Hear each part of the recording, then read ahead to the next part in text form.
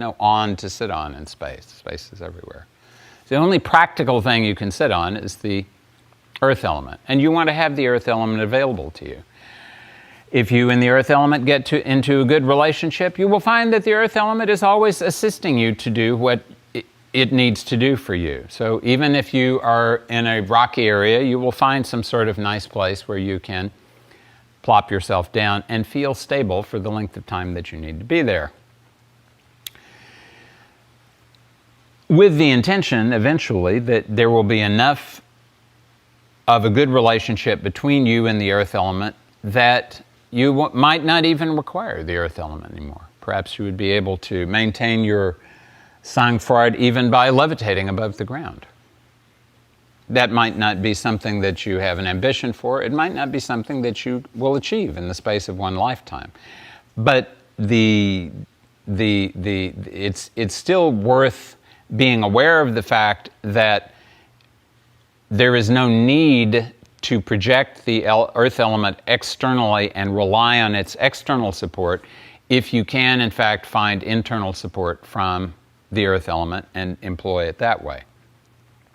This applies to all of the elements. The water element, for example, relates to everything that is liquid in life, but that includes everything that is liquid in the world, our bodies, 60 to 75% water, water itself, alcohol, soup, the taste in general, the tastes in the mouth, the tastes in the body. Emotions of all kinds are watery things. They're all, the Sanskrit word rasa applies to all of these aspects of the liquid reality of life. So we have the earth element existing in ourselves, in our awarenesses, in the form of the stability, the dhriti or the dhairya, the stability that we have to possess inside our beings to be able to maintain our personalities, to maintain our awareness of what we're trying to do, to maintain the direction in which we're going. And the liquid element that appears externally in so many different physical forms appears internally in physical form, but also appears internally in the form of the emotions, which are also, as much as the water externally, are under the control of the moon, and just like they do in the ocean, come in waves, and when the organism gets flooded with emotion, even after the flood goes away, there's still mud lying around frequently. So when we're trying to purify the water element, we're understanding that the literal water element in the body, like all of the elements in the body, need to be able to circulate. The water element, of course, more than anything else, needs to circulate, particularly because the water element has to move all the other elements around. It has to move the earth element from place to place and keep the earth element suspended in the water so it does not precipitate out and create gallstones or kidney stones or something like that. And it has to be not too diffuse. It has to be just the right amount of concentration, the right amount of earth in the water to make sure that whatever needs to get done gets done. And the water has to have the right relationship with fire, because of course water and fire don't really go together at all. They don't like one another. But you have to have stomach acid is fire and water. Enzymes, pancreatic enzymes, are fire and water. Bile is liquid form of fire. So many different liquid forms of fire, but they have to be not too hot, and they have to be not too cold. They have to be just concentrated to the right degree in order for them to be able to do the job that they need to do. And they also need to have the right quantity, and they have to be in the right place at the right time. And this, of course, applies to emotions also. They should all be in the right quantity, and they should be in the right place at the right time, and they should be flowing nicely. And they should be, when they are crescendoing, they should not crescendo too high, and they should not crescendo too low. They should be just at the right area where they can be surfed upon, instead of being ended up under. So the liquid element has to be purified, and of course the liquid element is the most important element we have in the physical body, and therefore it is something that many tantrics have concentrated on strongly. And that is why alchemy is a big part of Tantra, and tantric alchemy is called Rasa Vidyā, the knowledge of rasa. So and the concept is that if you actually want to succeed in alchemy, and the test is, at least in India, the test is Gagana Gamana and Suvarna Karana. You should be able to fly in the air and turn base metal into gold. So if you can do those two things, you have succeeded at external alchemy. And the assumption is that if you're able to do that, you will have undergone sufficient of an internal transformation that you would be able to, you would be perfectly positioned for achieving internal alchemy as well. Though, as we have, as is so often the case, when you start becoming able to achieve things in the physical world, it's very tempting to focus on continuing achieving things in the physical world, and then you often will get dragged out of your intention to go further inside because of the fact that success is encouraging forward movement into the pravritti rather than into the nivritti. So controlling the water element is, of course, not an easy thing, but purifying the water element is the place where you have to start if you want to have any ability for the water element to work in your favor. Purifying the fire element is important because, of course, the fire element is the thing that converts the earth and water on the one hand into air and space on the other hand, or that converts air and space into earth and water. It's the fulcrum between the two less dense elements and the two denser elements. The fire is, of course, the foundation of the Vedic. I suppose we could call it a religion. It became a religion, but originally it was no more a religion than any other method of trying to obtain reality. Knowledge about reality. It was simply a path that was being followed. But the first word of the first verse of the first hymn of the first mandala of the first of the Vedas, the first word is Agni, which means the fire. So that's the basis of the entire Veda is the fire, putting things into the fire and having the fire transport them into the non-physical world, and then have the non-physical world respond in what hopefully will be a desirable way.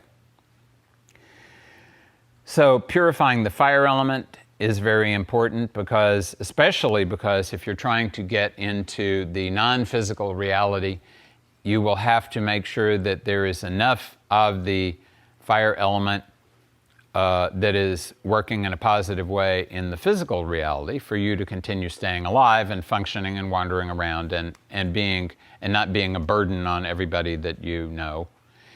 And there has to be enough transformation of that, the physiological fire, into subtle fire, into the form of fire in which it is more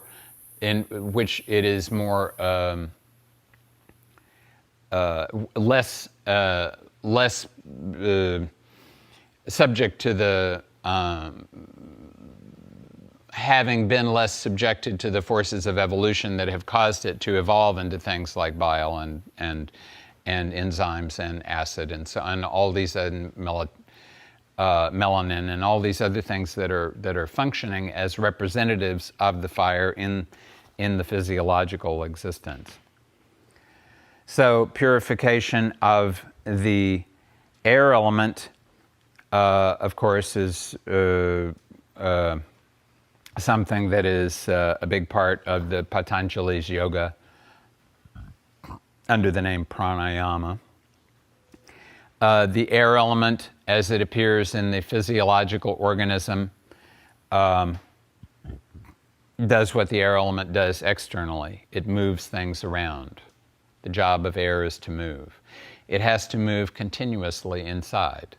If it is not continuously moving, then it is going to be doing something undesirable. As long as it's moving in the places, in the channels in which it should be moving, at the rate at which it should be moving, at the time at which it should be moving, then it will do its job properly. So first, as with all the elements, but particularly with the element of air, you want to make sure that first all of the channels in which the organism, in which the air circulates in your organism, that those channels have been mostly purified, because then there will be less obstruction when you are trying to encourage the air to circulate in a particular way. You will, I believe I heard yesterday that John explained that, the Trishula, a shula means a spear in Sanskrit. It also means colicky pain. All Sanskrit words have many meanings behind them. Colicky pain, I expect, because if you were to be stabbed with a spear, this would provide you great discomfort. Very similar to being stabbed when your colon is, and after all, colic comes from colon. So spasm in a tubular organ is colic. You can have colic because of the ureter, there's a stone gets here, colic because of the bile duct, something gets stuck there. But it has to be a tubular organ for it to be colic. So the proper circulation of the air in the organism happens because of chiefly the three big, not only, but chiefly the three biggest nadis, the biggest channels in the organism. The Sushumna, which is the central channel, the Ida, the left channel, and the Pingala, the right channel. Ida and Pingala are always shifting from one to another. They're except just before dawn and right at dusk. Those are times when it's easier to get Sushumna to work because the two nostrils tend to work together at that time. The rest of the day, they're shifting back and forth. Theoretically, they should be shifting back and forth every hour and a half, but if that was ever true, it certainly isn't true nowadays, because there are too many other influences on people that are disturbing that from happening. And that would be the case also only if your nasal septum was nice and straight, and there was your sinuses were nice and open, and there were no physiological obstructions to what might be causing the breath to move in or out. And of course, it would depend on whether you had become whether you were more introverted or more extroverted. So if you're more introverted, definitely you're always going to be, mentally you're going to be encouraging the left nostril to work more, and more extroverted. Mentally you're going to be, the nostrils may be doing their thing, but mentally you're going to be thinking, I want to express myself, I have to make it, and then over here, I don't want to express, I want to express, I don't want to. This is all going on without you being aware of it much of the time. This is happening at a non-conscious level, but it's all part of what's going on underneath. And it doesn't necessarily you need to use your rational mind to change it, but you may need to use your rational mind to get your rational mind out of the way of it, so at least you can perceive what's going on and encouraging those things to become more balanced in a positive way. The two major channels that we are using most of the time, Ida and Pingala, left and right, etc., making them more balanced will encourage the proper functioning of all three. And so this is why one of the methods for encouraging purification of the nadis, they call nadi shuddhi, and that is popularly performed by inhaling through the left nostril and exhaling through the right, and inhaling through the right and exhaling through the left. And yes, you can use your fingers to do that. You can torture your nostrils that way.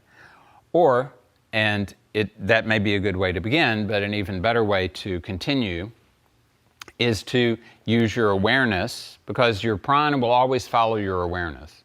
Wherever you move your awareness in your organism, your prana is going to move there too. So if you take your awareness and you encourage your awareness and you tell your awareness that you want to inhale through your left nostril and you want to exhale through the right, and you're employing your attention to envision yourself inhaling through the right and exhaling through the left, you will find at some point, which we will not predict when that might happen, but you will find that actually that will start happening. And it's happening because your attention is directing your prana to do that. It may take time, but it definitely, if you are consistent and persistent, then it will occur. But why this is good is because you are encouraging those two to balance one another. Not that they should be breathing, you should be breathing out of one nostril for one breath and one for the next breath. That would be way too disturbing. All you're doing is you're sending a message that you want them to balance one another, and then you should back off and let them balance one another as they want to. So when we are talking about purifying the 5 elements, we need to remember that we have expressed yes, I want to purify the 5 elements. But you, as an ordinary human being, and me as an ordinary human being, we don't exactly know how to do that. So what we're saying is that, oh, supreme reality of the experience of the cosmos and all the multiverse, I would like to move in this direction, and I'm going to perform this, and it is my intention that this should assist me in moving in that direction. Please, please, please help me out. Thank you. So you're trying to do something that you have been told is going to purify yourself, but what you're actually doing is something that you're performing to encourage your organism to purify itself. You're trying to encourage the organism to move in the direction of being more purified, and you'll have to keep going back to find out whether that's happening. My point being that you can't simply become a great expert at torturing your nostrils, and now you can do this and that, and you can then start doing all kinds of fancy things. But and that may be amusing, but that is not necessarily achieving the result that you want to achieve. Yes, it may have achieved this result, but that's not necessarily purifying your your nadis. It may, in fact, be creating some structure that is going to cause you further problems later on. So it's good not to get too caught up in a vision of how things are and should be, or a concept about about technique and what technique is able to achieve, or what you're planning for the technique to do, or just better not to get caught up in any of that stuff. Remain calm, relax, breathe a lot, and if there's any question, assume that everything you know is wrong. Which brings us to the element of akasha, or space, or it used to be called ether. And of course, akasha in the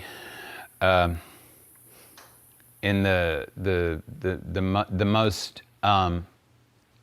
refined version means the space in which everything is taking place, the fabric of space itself, the quantum mechanical field, the vacuum energy, whatever you want to call it. It's the thing from which all of the particles that make up our universe have emerged, from which periodically particles spontaneously emerge, even now.